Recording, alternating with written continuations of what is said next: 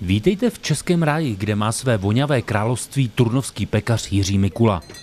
V sobotu 17. října zažil rodinný ski areál Struhy 3. ročník jedinečné akce Koulení chleba, která chce upozornit na význam této prosté potraviny pro člověka. Patronát nad akcí převzal už tradičně olympijský vítěz v desetiboji Roman Šebrle. Ten nejenže se věnoval svému novému řemeslu, tedy moderování, ale stejně jako loni neodolal a přihlásil se do hlavního závodu. Letos jsem myslel, že nebudu závodit, ale samozřejmě, když jsem přišel, tak vím, že budu. Jednak se mi chce a jednak jsem na zvědavej, jestli to mám pořád pod kontrolou ten chleba. Loni mi to celkem šlo. Jirko, jak jsi vůbec přišel k pekařině? K pekařině jsem přišel tak, že jsem v pátek odmaturoval a v pondělí jsem nastoupil jako brigádník tady do jedné místní pekárny. Já jsem podruhý a jediný, co mě mrzí, že jsem nebyl poprvé. Ne, je to jako skvělá akce, samozřejmě jak pro děti, tak i pro dospělí, takže jsem rád, že někdo něco takového pořádá a já myslím, že je to skvělý dopoledne a doufám, že to bude pokračovat. Jsem trošku starší generace, 74. ročník, takže ten chleba jde se mnou celý život. A já mám rád chleba. Hodně se Roman těšil na opakování loňského souboje s Jiřím Mikulou. K němu ale nedošlo a to nemohl nechat bývalý desetibojař jen tak. Jak to nakonec dopadlo, zjistíte v závěru tohoto videa. Součástí koulení chleba je také už tradičně bohatý doprovodný program pro děti. Nechyběl bublifuk, skákací hrad, malování na obličej nebo dětský pětiboj. Nesmíme zapomenout na to, co kamerám zatím uniká, a to je vůně.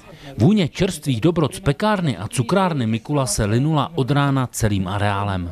Vše připraveno. Trať závodiště pod sichravým počasím stěžkla a stává se kluskou. To ale neodradilo široké pole startujících. Napětí vrcholí. Jako první se rozcvičují děti. Chopí se svých pecnů a čekají na pokyn startéra.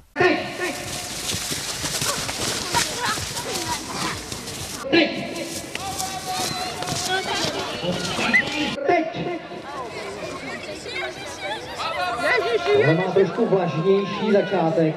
Jo, to bude honička. Teď! Tomáš Sejnar, Tomáš Hendrych, Jirka Hendrych a Kristýna Mikulová. Teď!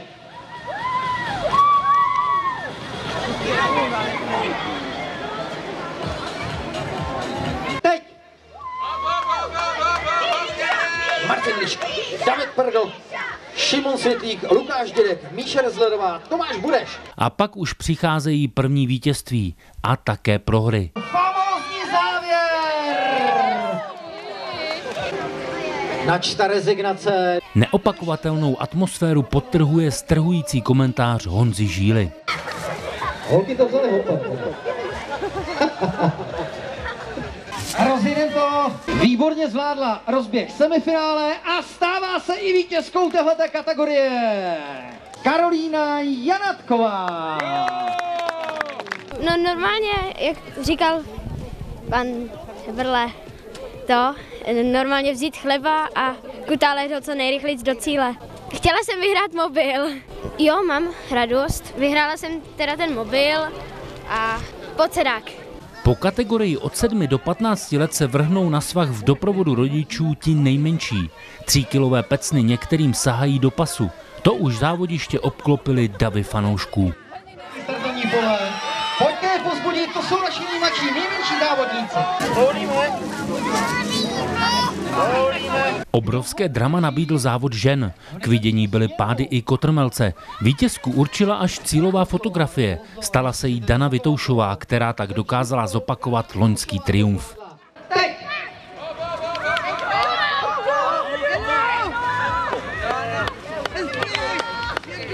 Jani, teď se musíme vrátit nahoru.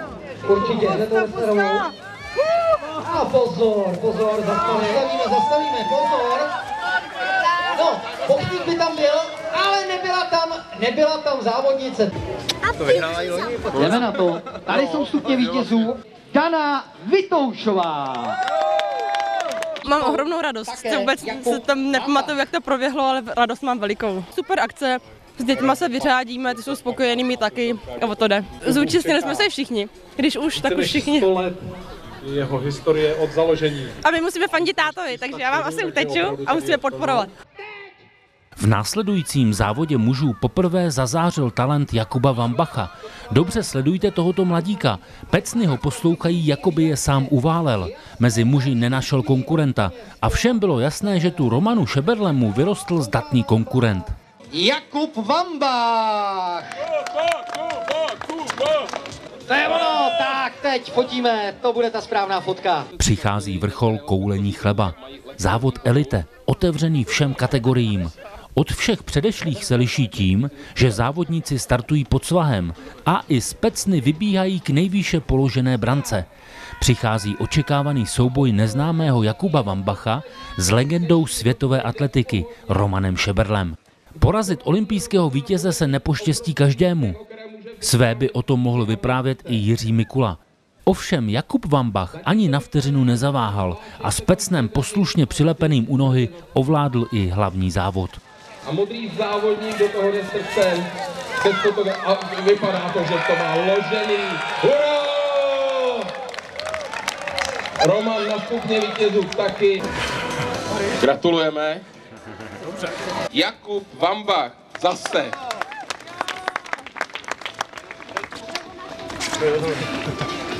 Tentokrát si myslel, že to bude mnohem snadnější, ale Kuba prostě byl letos nad jeho síly. Bude to i tím, že se předtím rozcvičil mezi nějakýma žouželkama v kategorii chlapů. Je to fakt super pocit, no. Když víš, že jsi lepší než ten olympijský vítěz. Chtěl jsem ten chleba co nejvíc rozkutálet a pak ho už jenom korigovat do cíle. Hlídal jsi nějak Romana, jestli někde vedle tebe, nebo sledoval si ho? No, celou cestu nahoru jsem se nehlídal, ale pak když jsme se tam otáčeli, tak jsem se podíval a viděl jsem, že skoro za mnou, jak jsem trochu zrychlil, no. A ty jsi byl první i nahoře, takže to byl asi základ úspěchu.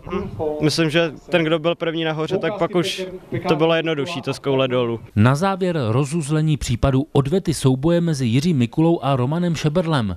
Loni byl úspěšnější atlet, proto si znovu troufá. Já si myslím, že se Jirka lekl toho, že se běží nahoru. Neběžel. Jirko, příští rok tě vyzývám na souboj. Na život a na smrt v koulení chleba až do konce. Turnovský pekař a zastupitel hozenou rukavici zvedl. My se tak můžeme těšit na 4. ročník. Nejen proto, že opět nebudou ve Struhách chybět Jiří Mikula a Roman Šeberle, ale hlavně proto, že bude opět připravena skvělá zábava pro celou rodinu. Potrénuju a samozřejmě výzvy jsou o to, aby se přijímaly a takovouhle výzvu si nedovolím odmítnout. Takže se máme příští rok na co těšit. Zajisté, jenom doufám, že to nedopadne jako minule a slibuju, že nedopadne. Děkuju za to, že jste dorazili v tomhle počasí, když ty 3 dny nám trochu pršelo. Moc krát díky. Děkujeme, Jiří. Akce se povedla, jsem rád, že přišlo tolik lidí a díky bohu, že nepršelo, takže jsme si to krásně užili.